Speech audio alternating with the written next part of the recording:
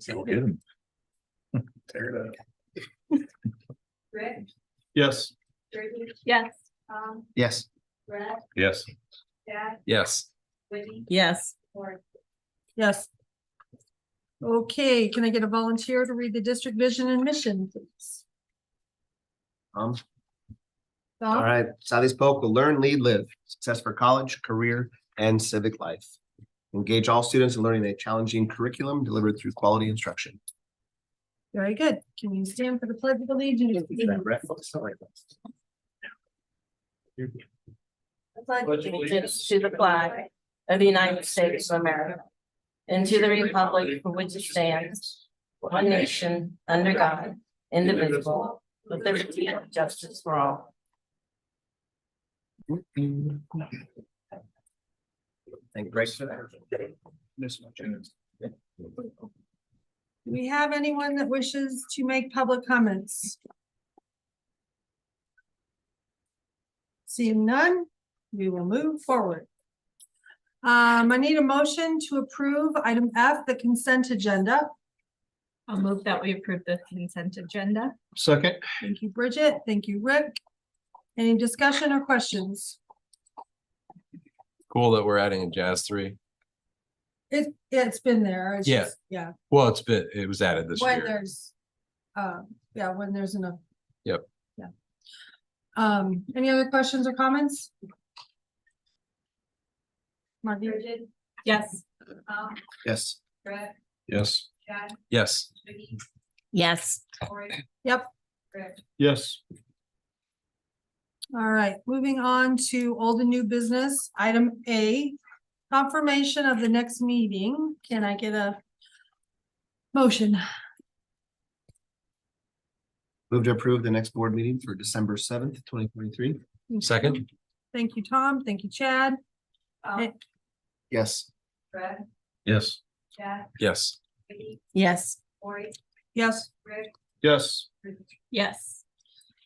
Item B, first read of the policy. Can I get a motion? Move to approve first read of parent and family engagement. Thank which is you. Fantastic. Second. Got it. Any questions or discussion? Okay, Brett, Yes. Yes. Whitney, Yes. Warren, yep. Rick, Yes. Yes. Tom. Yes. Okay, at this time, 5:33, I will now open the public hearing to receive comments on the 24-25 academic calendar. Board Secretary, have you received any written comments? Is there anyone present wishing to provide comment? Okay, seeing none.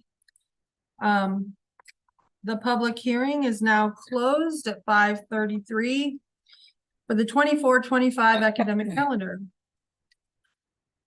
Moving on to C1, can I get a motion to approve the 24-25 academic calendar? Motion to approve the 24-25 academic calendar. Second. Thank you, Whitney. Thank you, Bridget. Any questions or comments? Margie? Chad, Yes. Whitney, Yes. Warren, Yes. Rick, Yes. Bridget, Yes. Tom, Yes. Brett, Yes. Item D, moving on to the bus bids. No comments to be made? Can I get a motion first? Sure. Motion to approve. Second. The bus bids, Director Schultz and I went out and looked at the price per bus, looking at 77 passenger buses, 84 passenger buses, and also specially equipped buses. We also looked at some larger than 8 passenger van vehicles as well, just to get pricing cost per unit.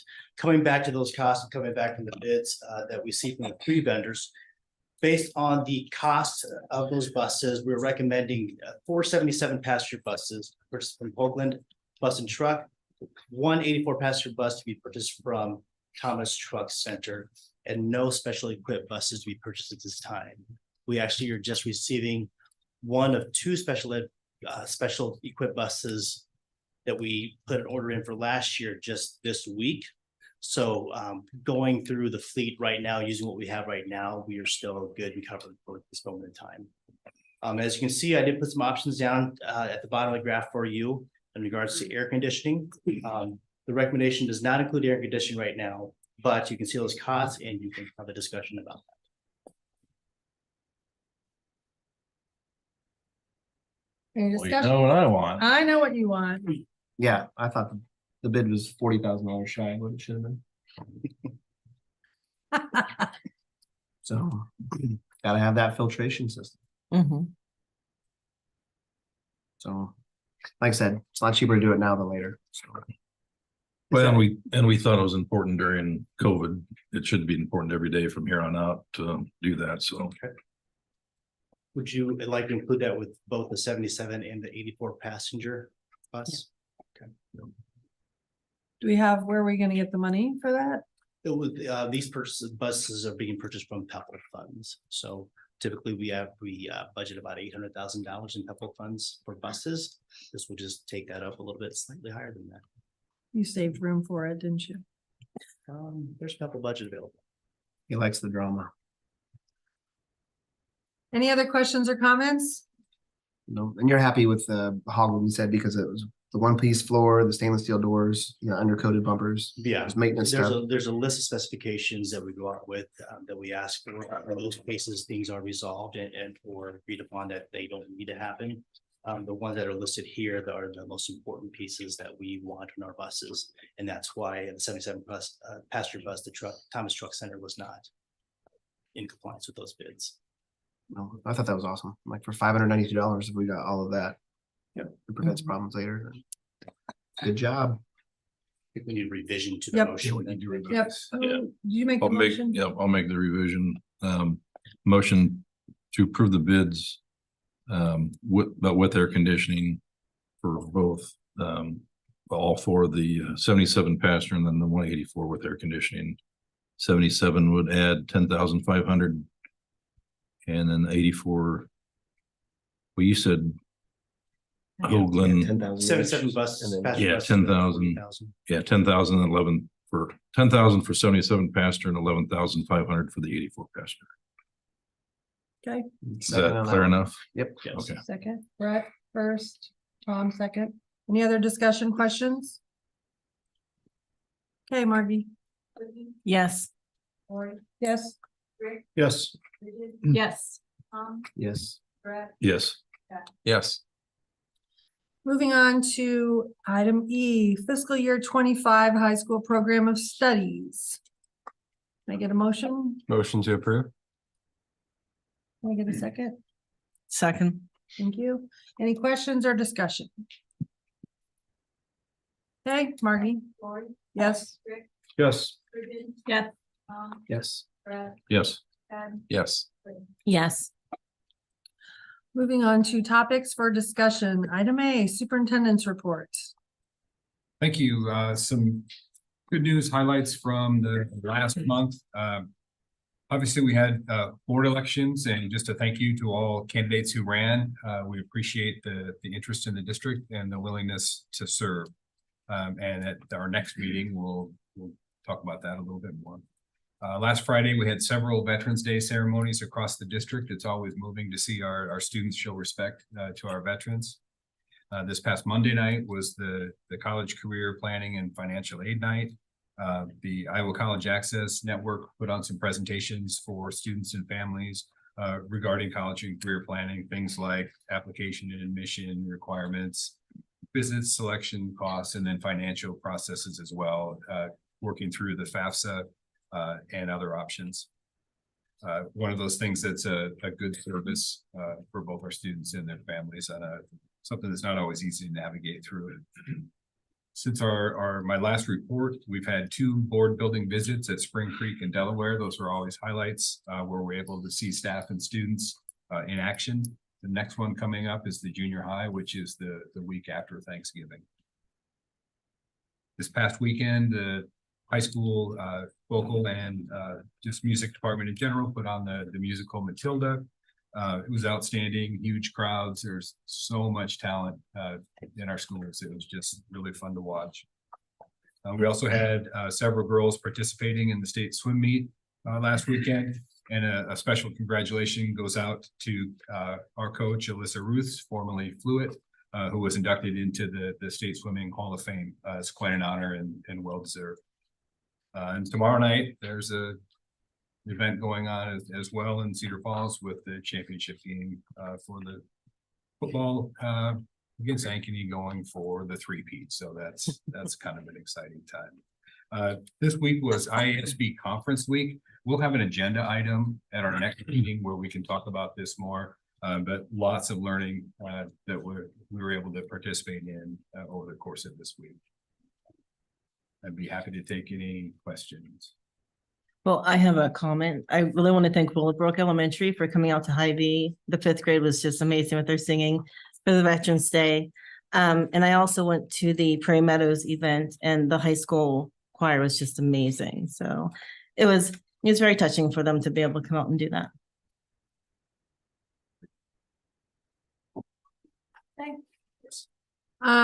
Moving on to item B, year-end financial reports, Mr. Bacam.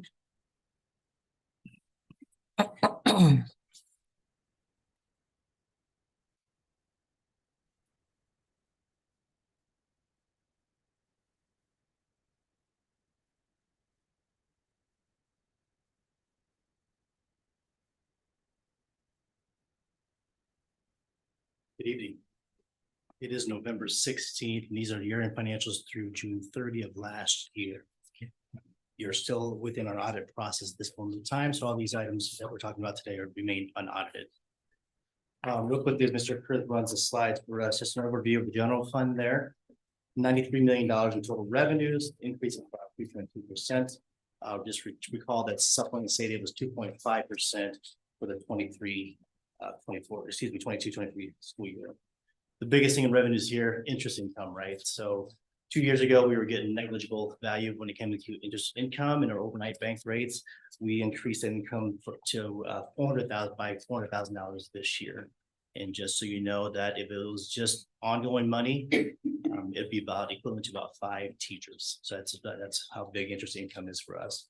And also the use of ESSER funds for us. We started the year with about $2.1 million of COVID-related funds available to us. We spent about $800,000 of that this year. So supplanting some of the things we normally pay for, but also doing incremental things above and beyond what we normally would do for safety of students and staff. Expenditures wise, $92.5 million increase. The wage and benefit increase is 6.6% overall. We just had more people qualifying for benefits, and our benefits package is what it is, and it's a good package for our employees, and that's what we keep to retain our employees as well. A couple things to note: our electricity went up 14.7% in fiscal year 23 compared to 22, and our diesel fuel costs went up 27%. We also had a tremendous amount of building, plumbing, HVAC, and electrical repairs. Those increased by over 50%. 23 compared to 24. A breakdown of the type of costs in the general fund. You can see that our personnel costs, our people costs are just under 82%. And then the next level, the highest cost of purchase services that we have in the general fund. Looking at all funds, we had just over $129 million of total revenues. The biggest increases in this were, again, interest income. State aid as well was part of the general fund, but also part of all funds. From all fund standpoint, we had about $2.2 million of interest income. A lot of that obviously sit within our bonds money. Remember, we had about $87 million as we started, less than $87 million. We had a lot of that bond money still in there accruing that interest. From an expenditure standpoint, $168 million of expenditures. This was just under 18% of an increase compared to last year. And this is driven primarily by our not only wages and benefits for our employees, but also our capital construction projects. There's just over $19 million of increased spending in capital projects as we continue to spend down money for the projects which we've already finished and things we're still working with right now. As far as all funds and where they come from, the types of costs, again, overall personnel costs compared to last year, Personnel costs 46%, purchase services about 35%, again, driven primarily on the facilities and construction projects.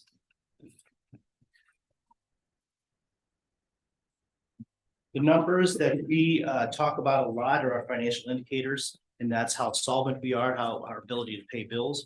That solvency ratio increased just slightly from 17.2% to 18% this year, well within the IASB recommendation guidelines of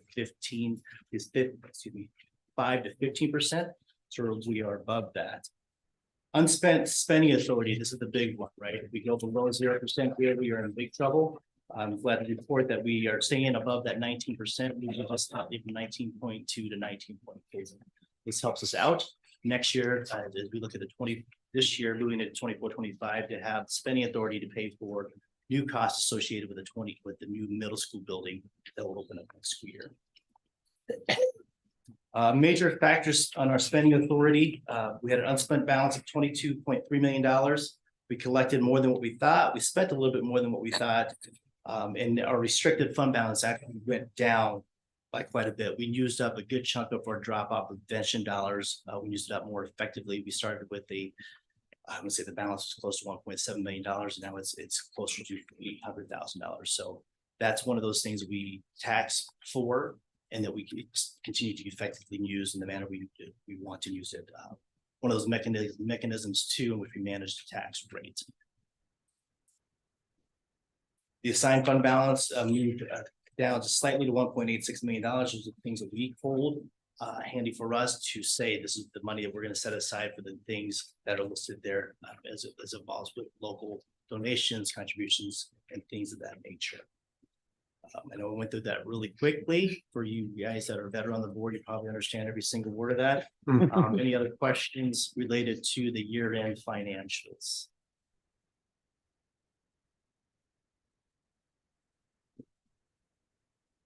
Great. I can move right into the Please. September end. Yep.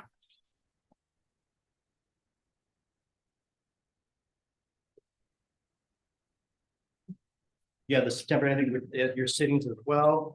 Revenue is actually down 2.4% to date through September. Expenditures is up 10%. Much of the revenues, even though it went down, we did start getting some money for the Skills Trade Center. So those donations continue to come in. The biggest change in the general fund is that we don't have any reported revenues yet. So we haven't received any Title I funds yet from the feds, nor have we had any sort of extra reimbursements yet. Those claims start off here real quickly. Medicaid too has not been received back yet with their first claim. So we'll see those kind of even out through the year as we move along. Just a reminder, supplemental state aid for the 23-24 school year was set at 3%. We had 186 new students. And again, the interest income will be slightly higher than it was last year. It's kind of mid-year last year, we increased the rates. We have it full going on beginning this year. Instruction function, you'll see a big increase in instruction function because we had a math adoption beginning of this year. You'll see that increase in the instruction function in the general fund. Maybe.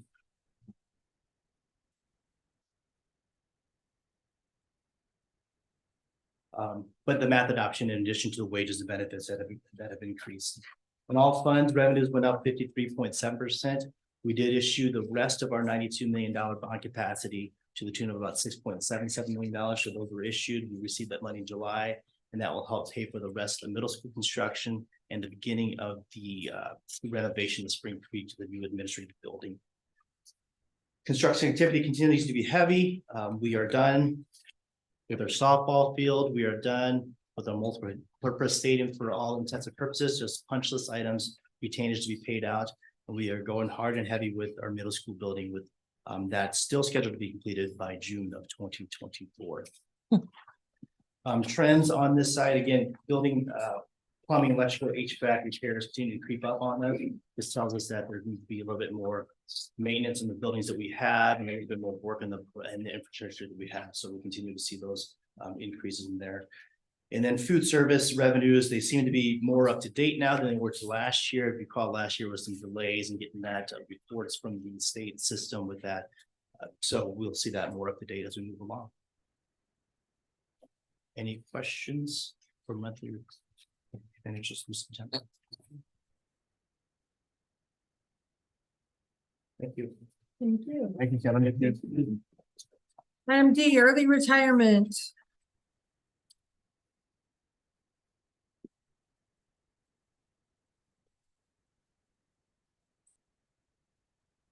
I was teasing Kevin that maybe his presentation would be so dull that I could just come up and read the phone book, but actually changed the slides and it was really interesting. Well done, Kevin. Early retirement. If you look in the folder that I provided everybody on the right-hand side, it's probably more early retirement information than you ever want to know. I hope, because that was certainly my intent. Early retirement, as you all probably remember, is considered by all of you every year. It's kind of a light switch policy, either it's on or it's off by your folks. When an employee retires early, they're entitled to $9,000 in a stipend with a possible $1,000 early bird incentive that we started, 3 or 4 years ago, maybe, and it's kind of it's been popular. I mean, who looks down on $1,000? And no one I know. Also included the retirees entitled to up to 5 years in the insurance plan with the district contribution frozen at its current rate. So if there are increases, those kinds of costs would be on the person who has retired. Again, the early bird incentive. All paperwork needs to be completed and submitted by 4 o'clock January 2nd. In terms of those who qualify, people they have to be full-time employees. Minimum age is 55, minimum of 15 years continuous service with the district. They fill out the application. Obviously, all those come to all of you for board approval. And then the paperwork for all these folks who qualify will go out as soon as possible. In fact, Jackie Kretz and I will probably have a conversation, as soon as we all vote, we'll have that conversation the very next day. The next sheet on the right-hand side gives you some data. It's actually 10 years worth of early retirement data from Southeast Polk, with the top box talking about or explaining or laying out classified employee early retirement. And then underneath that in blue is the certified employee data. Currently for this year, there are 49 classified employees who are eligible, and it's kind of an interesting mix of administrative assistants, secretaries, bus drivers, business and print shop folks, cooks, custodians, maintenance people, one library clerk, and teachers' aides. So that's really what makes up that number of 49. And then we always like to kind of try to estimate what we think the number is going to be, just to kind of gauge what kind of financial impact this may or may not have. And as you can see over the years, both Dr. Belger and I we run kind of hot and cold with the prediction part of all this. But with our classified employees, the continuous years of service, the average person who qualifies has been here for 23 years, which is pretty remarkable. It's great. And then their average in terms of their age is 62. With certified employees, we have 51 who are potentially eligible. And then the continuous years of service, they average 25 years. Again, great numbers. And then their average age is 60. Following that, there are 2 pages with the policies actually in the packet.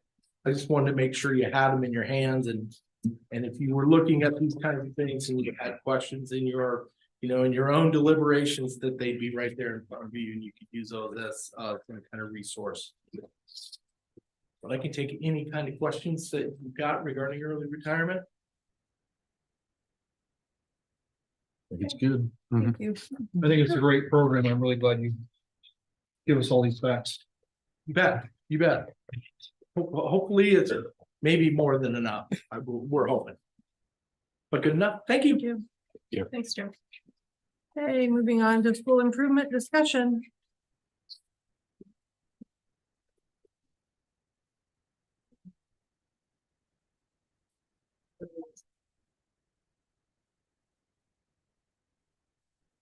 Barely see you guys though. Is there a ledge? Yes.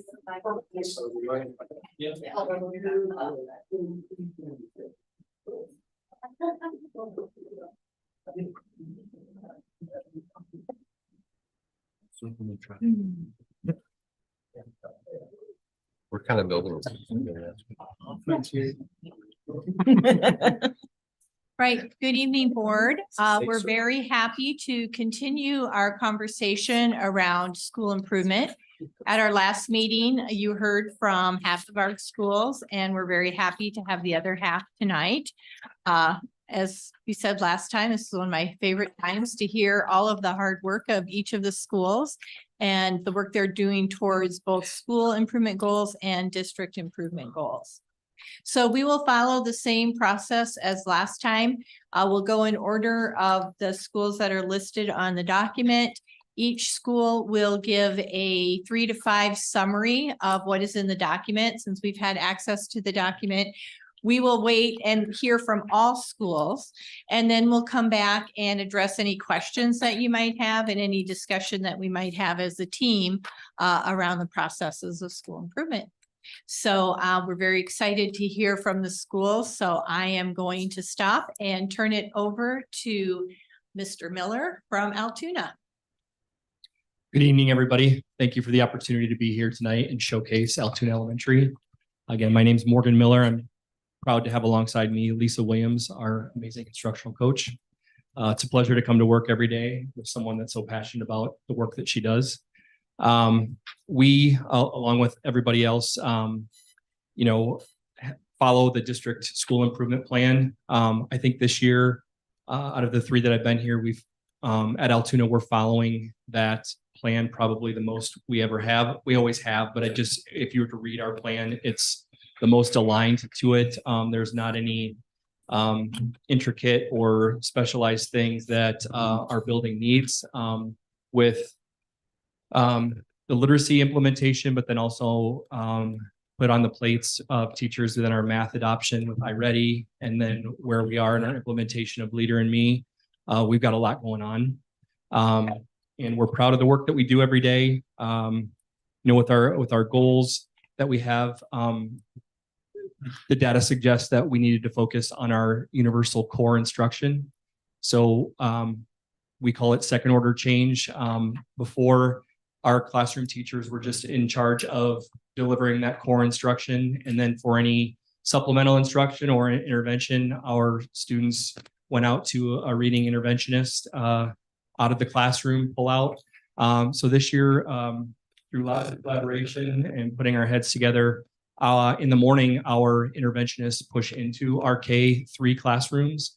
And it's not team teaching, but what we're able to garner and celebrate off that is not only is it best practice for our students, but as professionals, as teachers, to be able to see what other teachers are doing. And it's all focused around our UFly implementation, University of Florida Literacy Institute. I remember that points. But anyway, talk about a user-friendly, consistent curriculum where all of our, whether they're interventionists or teachers, are on the same page. You hear a lot about sight words, you hear a lot about routines. It is all mapped out. And when we hand this to teachers, the book doesn't teach the kids, the teachers still have to utilize the manual, but something that is succinct. And I've never heard teachers rave about curricular materials the way they do about UFly. So I feel really, really good about handing that over. It hasn't been met without any challenges or any trepidation, I'll say, but I'm going to hand the microphone off to Lisa, because what we're seeing, the fruits of the labor, is the student data and achievement. So we're really, really proud of what we're doing every day at Altoona. Yeah, so I just wanted to highlight very quickly. So we have this focus on tier 1 instruction, but we still have students, right, that need that tier 2 supplemental instruction on top of. And last month in October, I dug into Panorama and dug into our data for our tier 2 students. And in kindergarten, we had, of our 14 students receiving tier 2 intervention, we had 64% of them on track, which is 29% progressing, which is 4 students. And then we had 1 student that was behind it, which is 7%. But this month for kindergarten, 4 weeks later, still 15, well, we added 1 student, sorry, we had to move in, 15 students, 11 on track, 4 progressing, and 0 behind. So we are making steady gains with them. When we look at first grade, last month, we had 27 students on track, 90%, 2 progressing, 7%, and 1 behind at 3%. And this month, again, we don't have any behind, and we have 2 progressing at 7% and 28 progressing at 93%. So a lot of celebrations there just in 4 weeks' time. I think that incremental growth, like Mrs. Bernstein says, we want to get 1% better every day. And that's what we're really focusing on. Our second grade students stayed the same with their, we still have a few, 4 that are behind, 5 progressing, and 16 on track. But I will say our average growth of words per minute over the last 9 weeks for our second graders is 21 words per minute growth. So they're still making steady gains, and some students, it takes a lot more practice to hit those goals. And those of you, thank you so much that were able to come to your board visit, which feels like forever ago. You got to see this in action. So could not be more proud of the work. I hope at the end of, I know at the end of the year, I'm going to be able to share with you all excellent data and show you all the great things that are going on. So thank you. Thank you, Altoona. And we will move on to Centennial. Hello, Lori Waddell and Amy Robbins. She's our instructional coach. Ours is short and sweet. You can, the goals that we have in our school improvement plan, you can read those. Our celebrations are on here. We really wanted to talk about the overall arching goal that we chose this year for Centennial. I think 14 of us went to the PLC conference, and we're fortunate enough to go to 2 of Maria Nielsen's sessions. And she was the one that was going to come to the district, but then had some health issues and couldn't make it. But she did some great work with student engagement, and she actually did it to all of us while we were in there. And it was amazing. We left so excited that we thought, you know what, this matters. This matters a lot and could have a big impact on student growth and achievement, because it doesn't give, when you think about when you're teaching, not giving anybody the option to opt out. And think about your meetings or our meetings that we're in. If somebody's not making you engage, you can opt out. So she had what's called the Nifty 9 student engagement strategies. And we kind of came back and taught them to the rest of the school, the rest of the teachers. And we are implementing that as much as possible in every classroom. We're just trying to be intentional about it. So, for example, when you're in a classroom and you hear a teacher say, can somebody tell me the answer to, then a student raises their hand, they call on one, that leaves about 20 some that don't have to engage in the thinking if they don't want to. So you'll hear a lot of turn to your partner, share with your partner, or whiteboards, or all of those kind of things. Yes, we use them, but now I feel like every time I'm in a classroom, they're using them all the time. So it's going to be interesting to see the overall impact that will have, because of the kids that can opt out, they're not getting to opt out this time. It's kind of it's not a mind shift, but sometimes when you're always saying, turn to your partner, it feels kind of contrived. You know, you're like, turn to your partner and tell them what you think. But when they do that, they're explaining their thinking. Somebody else has to listen to how somebody else thinks, and it makes them engage.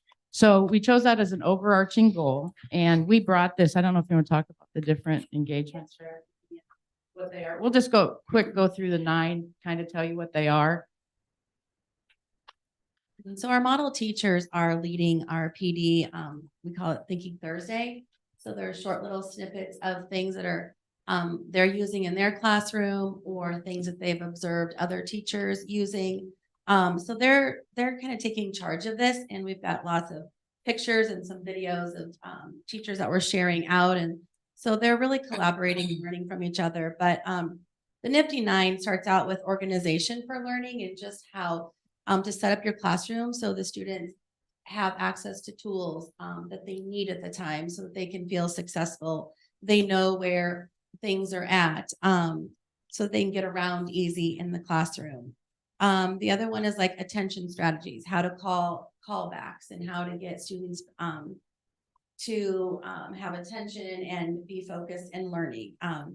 One of the things that we've heard, and I know a class that I'm taking with Joellen on engagement also is the illusion of walking into a classroom and it's quiet and the kids are looking at the teacher, but that does not mean they're engaged. Really, it's about the noise of learning, and they're talking, and it's a change of mindset, and you kind of have to get used to that. But kids do learn a lot in that environment. Another one is proximity, just moving around the room all the time, and making sure that you know, you can stand next to a kiddo, and that helps them be engaged more than just singling them out and saying their name. The other one is having time limits. I know lots of our teachers are starting to use timers to keep things moving, and then the kids, they know those kiddos, they need boundaries, they need that structure, they need to know what is happening for that, and they feel secure and safe in that. A couple others is voice, and then the student engagement, monitoring progress. We're doing that all the time.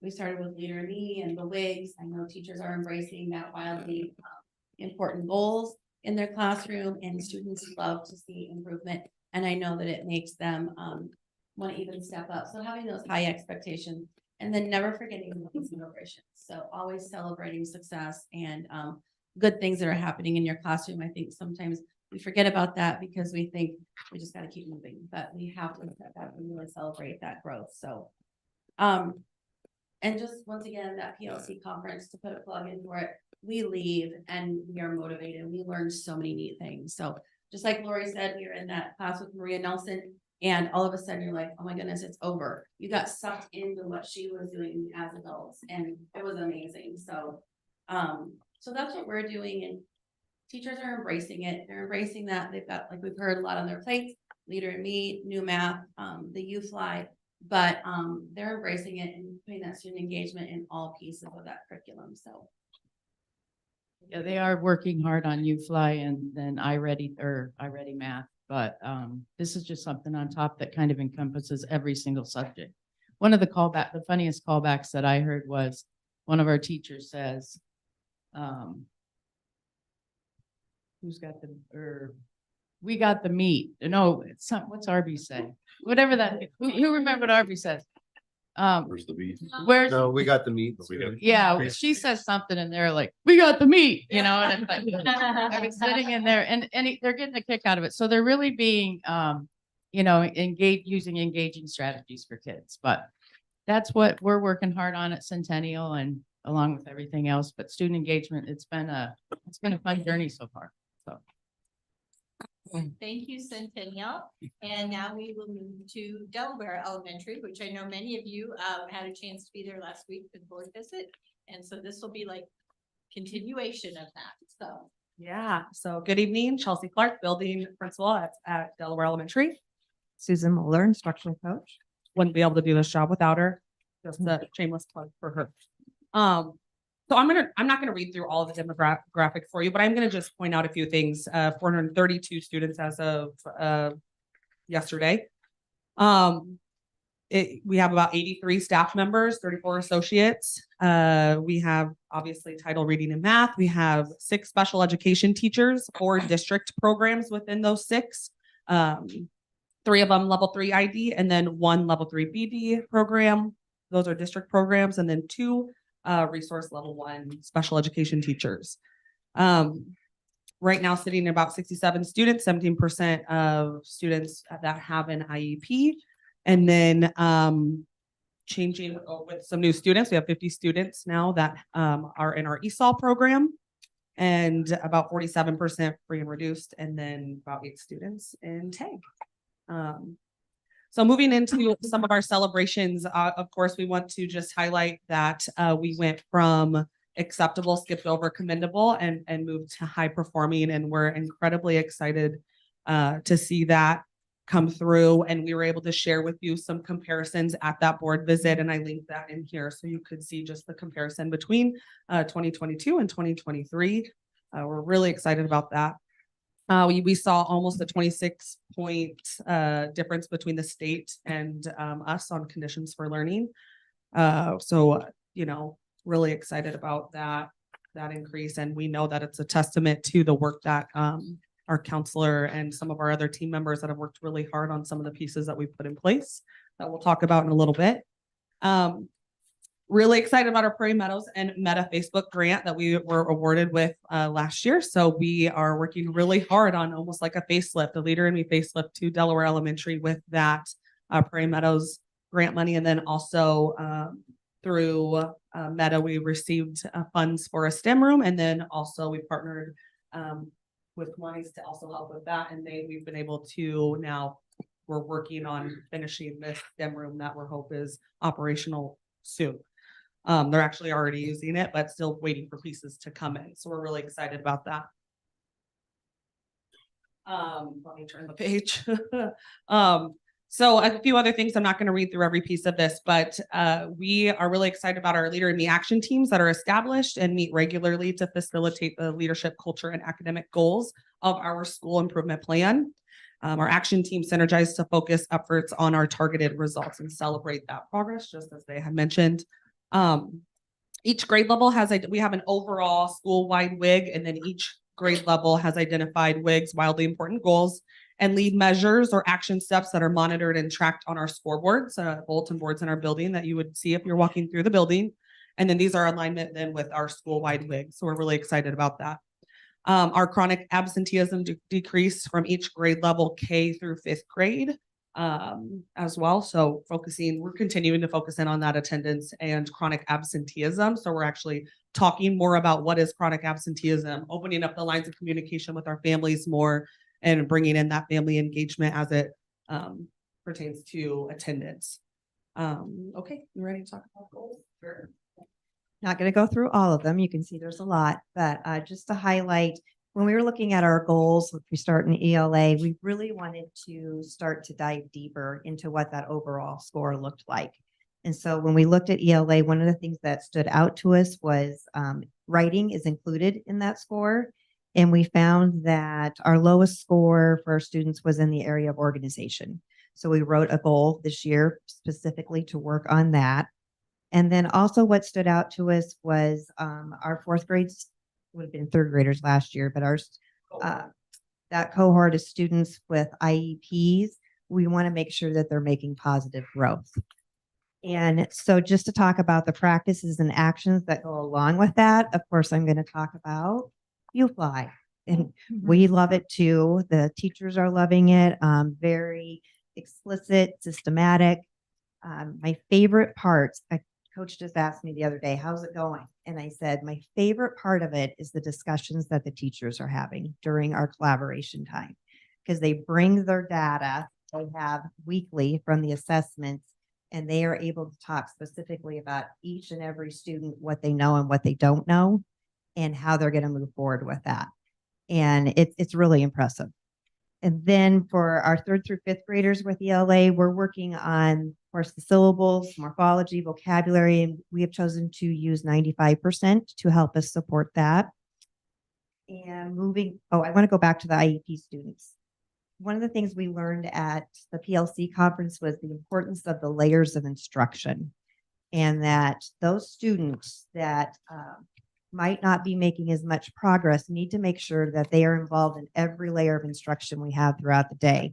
So for example, if we have MTSS or you have a student with IEP and you have core instruction, a lot of times due to scheduling, those students get pulled from maybe MTSS so they can go to the special education teacher to get their services for their IEP.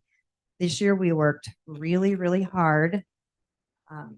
Maybe a bottle of Tylenol was involved with it too, but to be able to make sure that all the students, that those students were able to get those layers of instruction and they weren't being pulled from the MTSS so that they would go to that.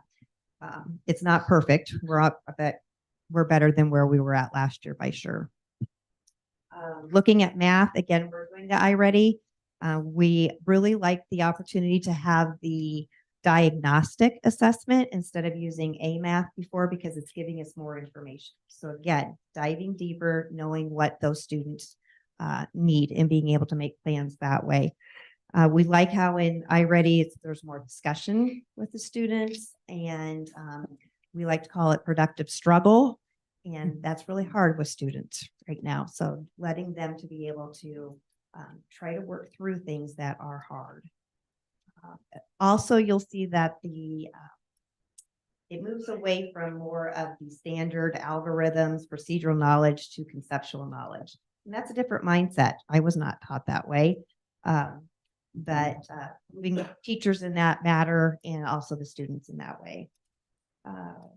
Fifth grade subgroup for math, we also targeted because of the IEP. So we're wanting that positive growth there.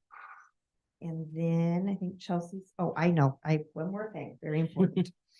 During our scheduling, we wanted to prioritize that we had as much collaboration as possible with our grade level teachers. And so we were able to carve out 3 hours each week that those teachers are able to meet with each other. And the conversations that they are having is incredible in really moving them forward. That's what the Tylenol was for, by the way. Finding that in our schedule and it basically, like, I can't explain to you what it did. It just, we had to uproot everything and start from ground zero and go from there. So, but it worked out. For our culture and climate goal, we really dug into the conditions for learning, and I'll say all of our goals. So you saw we have goals within our for students that receive IEP services. Like, we wanted to truly target the students that we saw that were not making growth in those areas. And so putting intentional actions in place for that and research-based practices as well.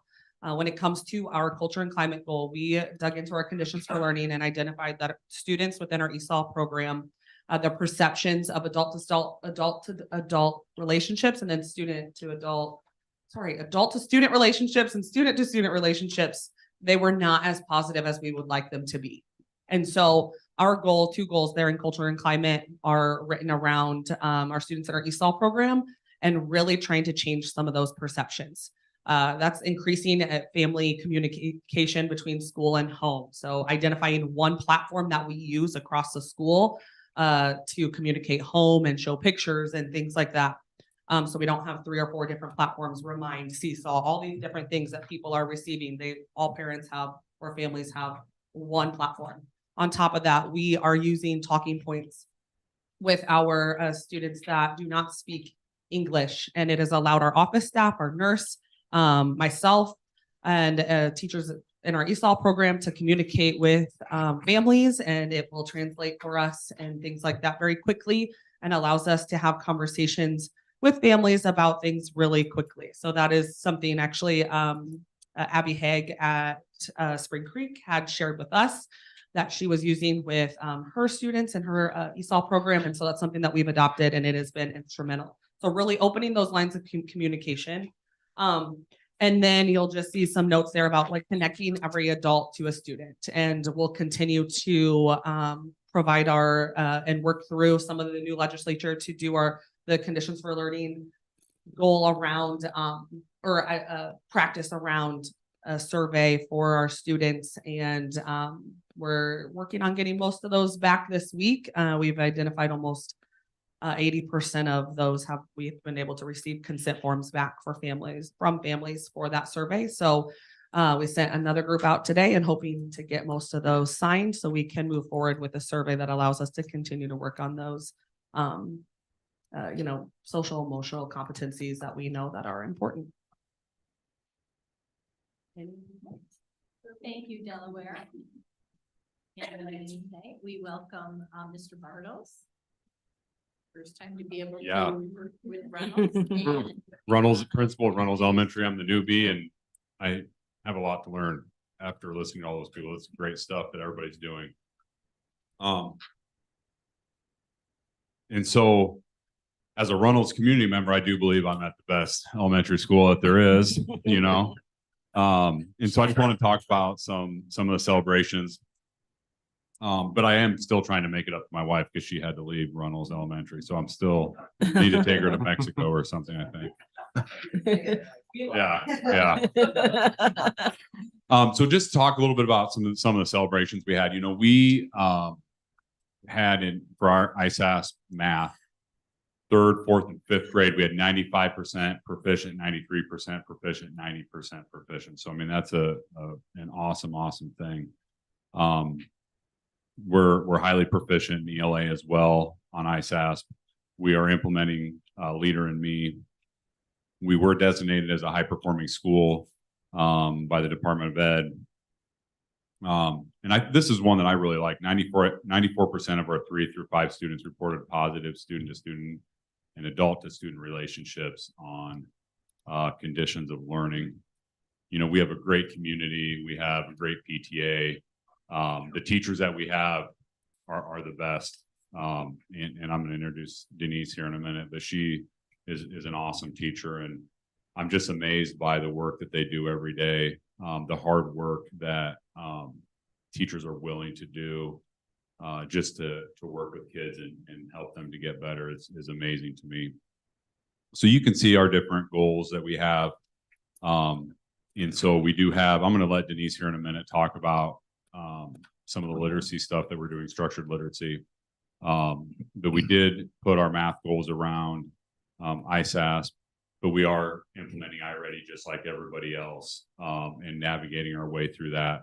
Culture and climate goal, we are looking at improving. So when we looked at the conditions conditions for learning, we did have an area that we wanted to improve in that. So we did focus on that. We are going to do some surveys with our kids to see how we can improve and improve that area. So what they had reported was around emotional safety.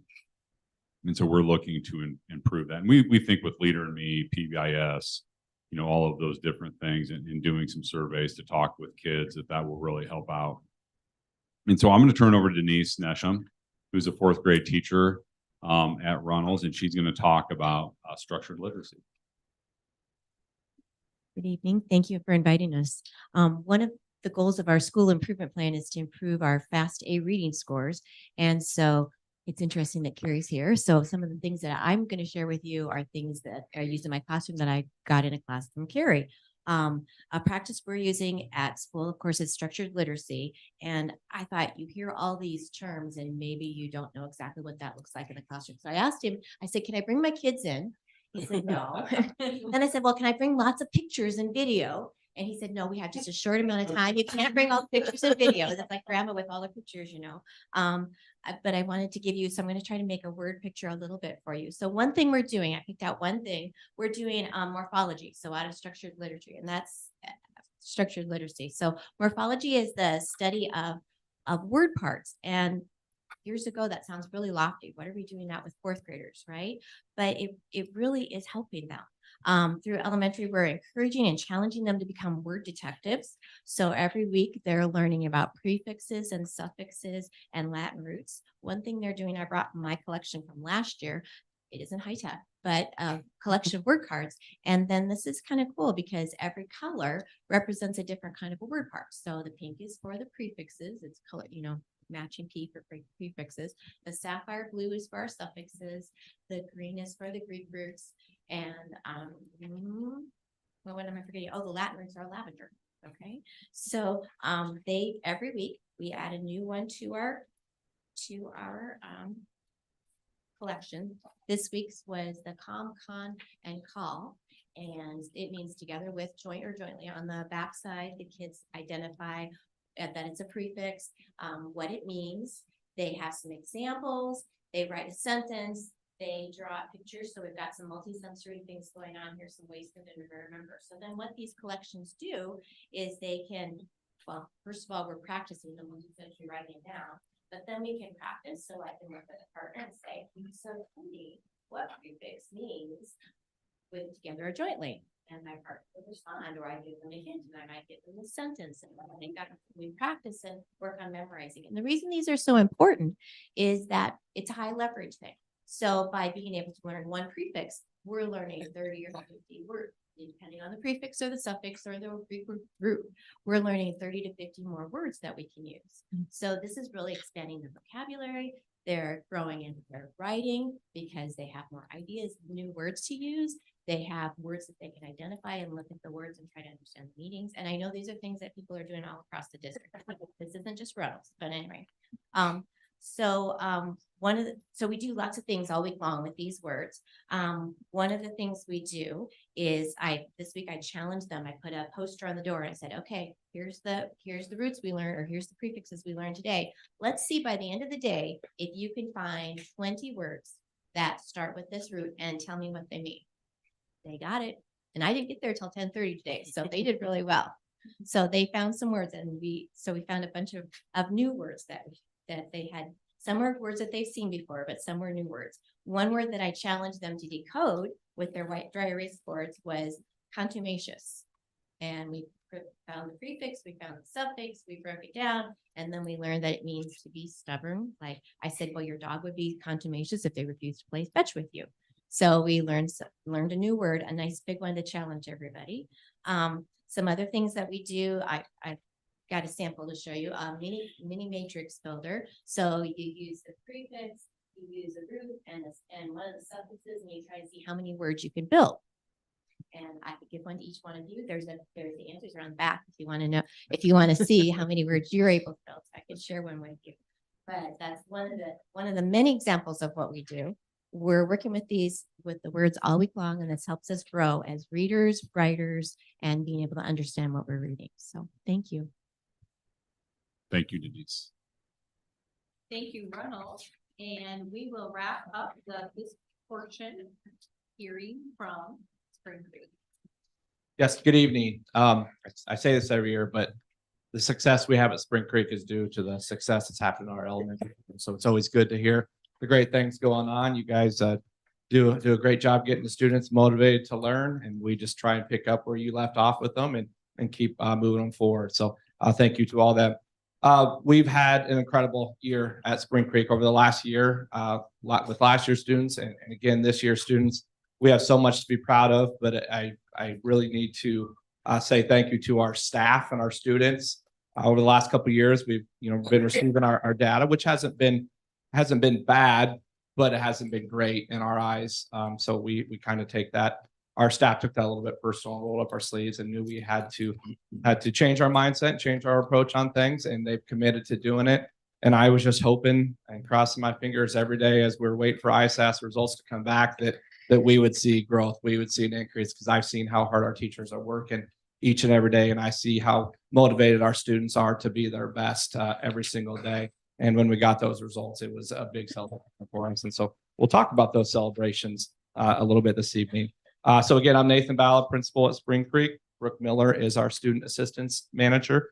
Brooke was previously a math interventionist teacher at Spring Creek, so she's a part of a lot of the celebration that we've had in math here. So just want to highlight a couple things. For ISASP, our ELA proficiency rate for all students increased by 8% and is 5% higher than the state average. So good growth there. But I think what I was most proud of some of our subgroups. So our African-American student population had a 16% growth at the building level and is 20% higher than the state average for African-American students in Iowa. So just so incredibly proud. That was an area where we had identified that we needed to do more to serve all students. And so we're very proud of that. Along with that, our students with IEPs, their proficiency in ELA increased by 4% at the building level, and we're getting close to the state proficiency average. So I'll let Brooke talk a little bit about math.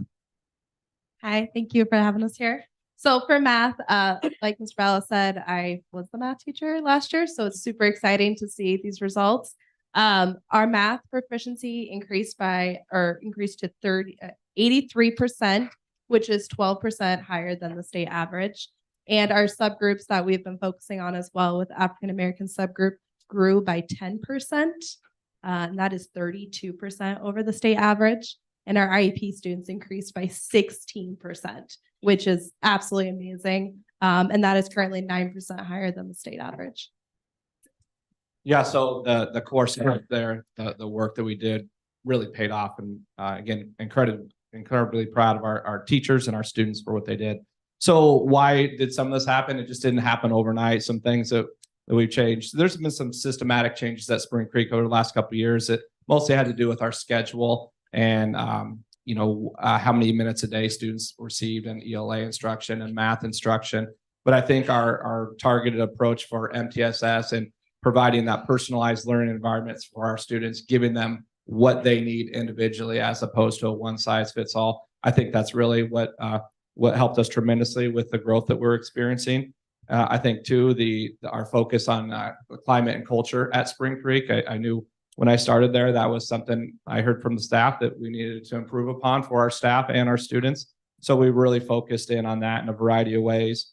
2 ways that I could highlight is restorative practices is something we do to work with our students and help them navigate when they do encounter conflicts with one another. We try and handle it in a more peaceful way. And what that looks like, we hold circle up meetings in the classroom. So just this week, we held a circle up meeting. We've seen an increase in students just kind of being mean to each other at times. And, we're starting to notice that more. So we call a circle up meeting. We literally get the kids in their Ramsway class in a circle, and we have a process in place. So all students have a voice and everybody's voice is heard, and they can talk about how that negative behavior is impacting their learning and really kind of gets the problem out there. And then they work together to come to a solution and they agree upon it. And then we move forward. And a lot of times that solves the issue.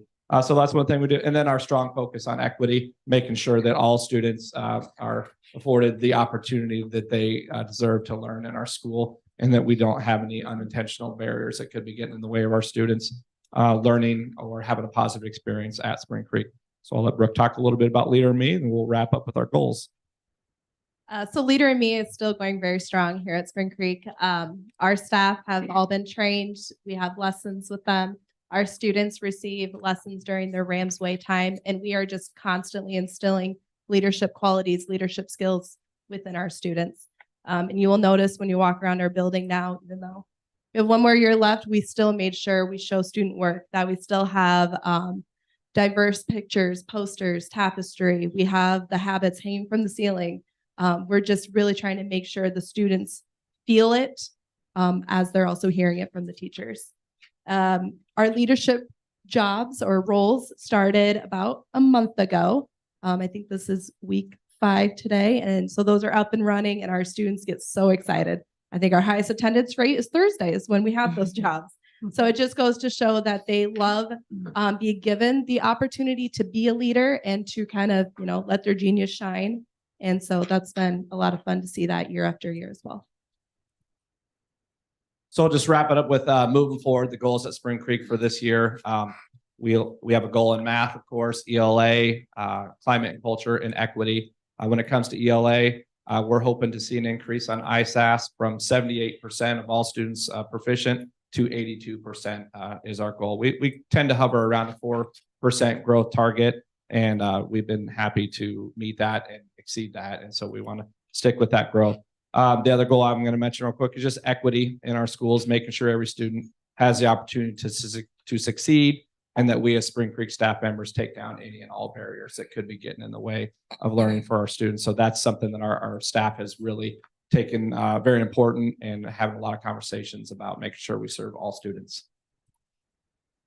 And our goal in math is to increase from 83% on the ISAS to 87%. Again, that 4% increase. And our teachers are doing that by increasing math vocabulary, having more of those conversations student to student and explaining their thinking rather than just writing down their answer on paper, and kind of to promoting that math talk at home as well with their families and just kind of having those conversations. And then our fourth goal is to foster a positive climate and culture within our building with staff and students. And we are doing that through OVAS, the bullying prevention. We also incorporate PBIS by rewarding students for following expectations. We include Leader in Me and instilling that leadership qualities. And we also look at our conditions of learning with the restorative practice as well. And one thing too, I really want to note about that restorative practice is not only the circle ups, but when we do notice conflicts, we tend to bring the students in, kind of have a mediation with them and have them explain to each other how it's making them feel and together come up with a solution. And with that, I think I'm proud to say, I think this is the last time that we'll present to you as a one grade level building at Spring Creek. So as we're kind of saying this year, our theme is the creek's running dry this year. We're going to be Southeast Polk Middle School next year. So that's it for Spring Creek. Thank you to each school. It is just so energizing to hear all the great work that is happening for students, and like to open it up now to the board for any questions that you might have or any discussions that you want to have across the schools in regards to school improvement processes. So I'm going to start real quick. I am very encouraged with how you all are teaching our students how to think and how to process, especially your example with understanding the roots of the words, and they're going to be able to not just memorize the word, but know what that word means and use context clues and all of that. I love how you guys are teaching them how to think and how to process things. And even in their dispute resolution, you know, they're not just being scolded, they're figuring out how to interact with each other and how to live and how to go out into the world and be good people. So good job. Thank you. I'd just like to thank you all for being here and all the work that you do. This is an amazing group of principals and educators. Nate, I've always appreciated your focus on equity and really trying to raise the bar up for everybody.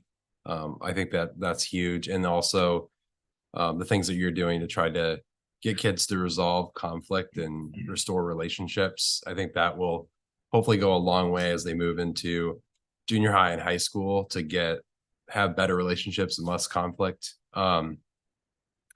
Jake, I hope you're appreciating your new job. I know it's probably a big change for you. Yeah, well, and you have a lot of other great resources here too to learn from. Denise, thank you for bringing the concrete examples. I will take one of those sheets if you have an extra one. I just want to see how many words I can get.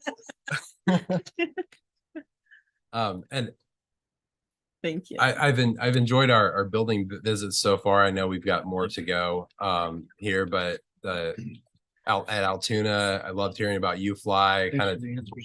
Kind of dove into the science of reading a little bit further, listened to some podcasts. I'm really intrigued by that and kind of, I guess, where we've been, and maybe not necessarily at Southeast Polk, because I know we've done structured literacy for a while, but just all the places that would teach based on like guessing words instead of based on pictures and stuff like that, versus actually learning what the words are and how to read. And so I'm glad that we're so data focused and using, scientific approaches to how we teach reading.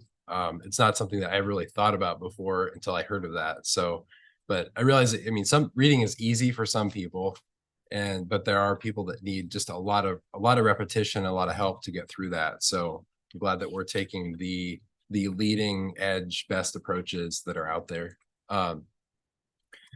Lori, I think that's awesome that you guys are getting the benefit from the PLCs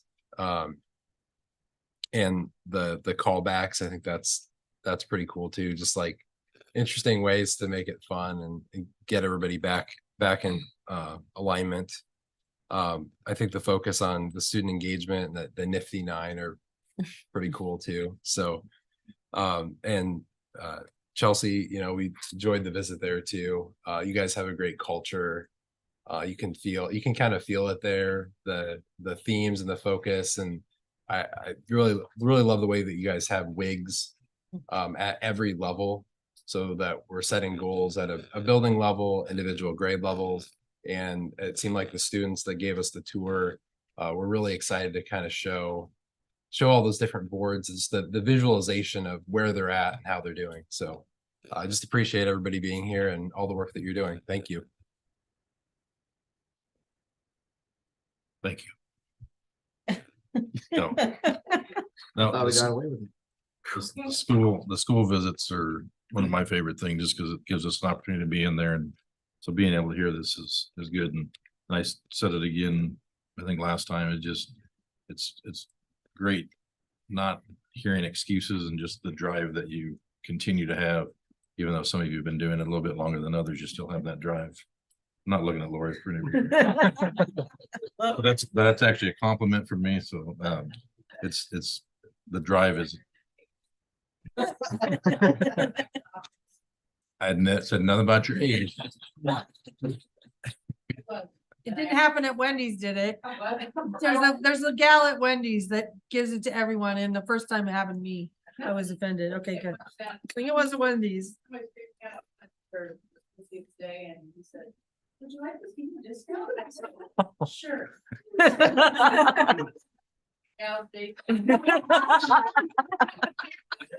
Well, just to clarify, I did not say anything about age. I said you were experienced.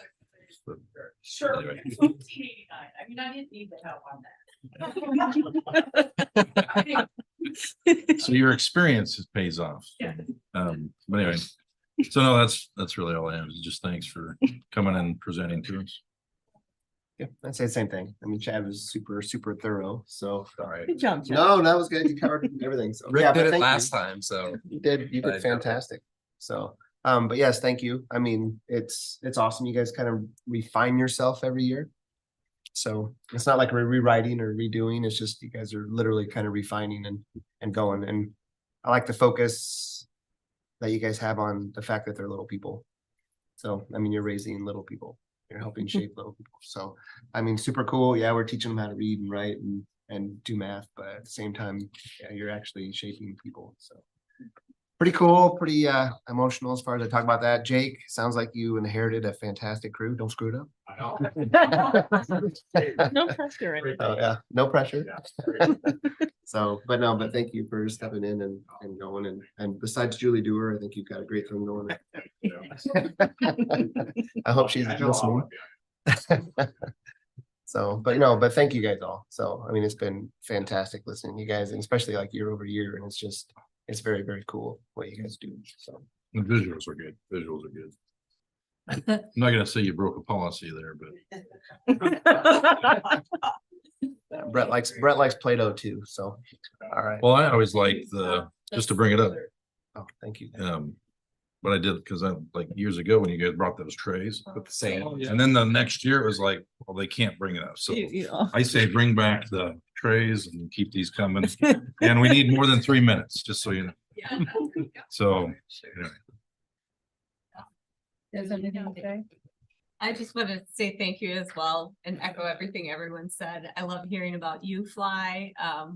That is so cool. The progress that every school that's been able to implement it so well has seen. And, all the skills they're learning. I know at Runnels and all the other, you're all kind of doing the same.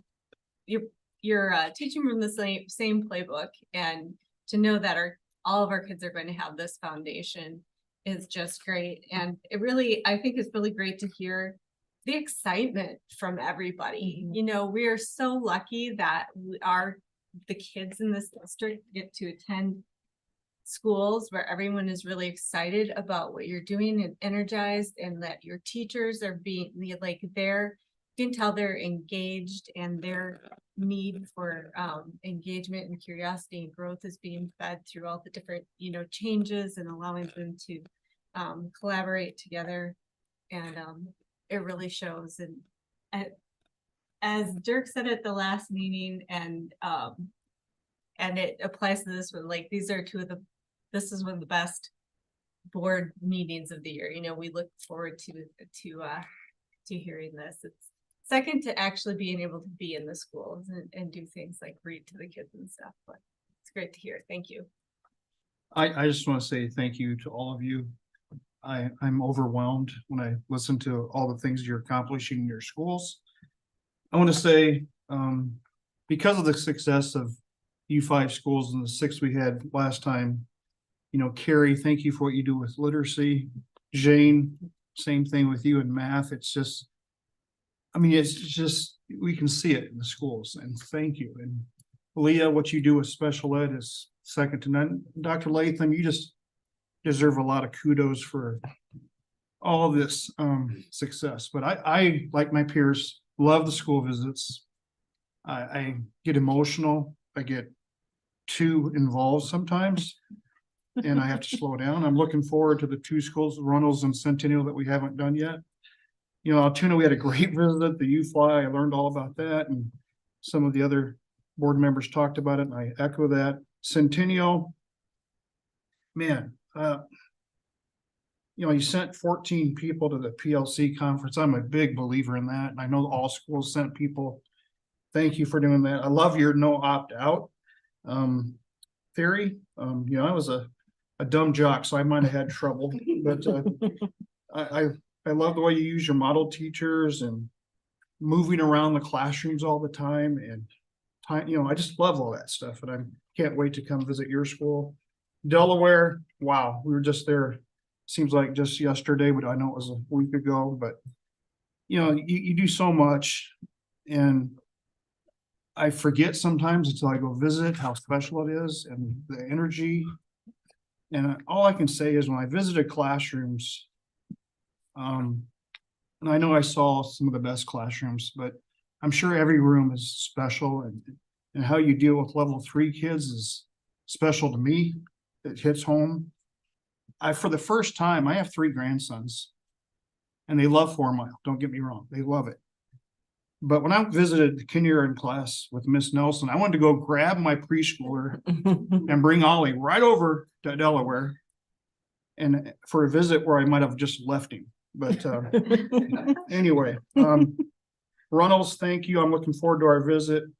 Denise, thanks for the cheat sheet. I appreciate the answers on the back, because I mean, but and your positive relations you're building.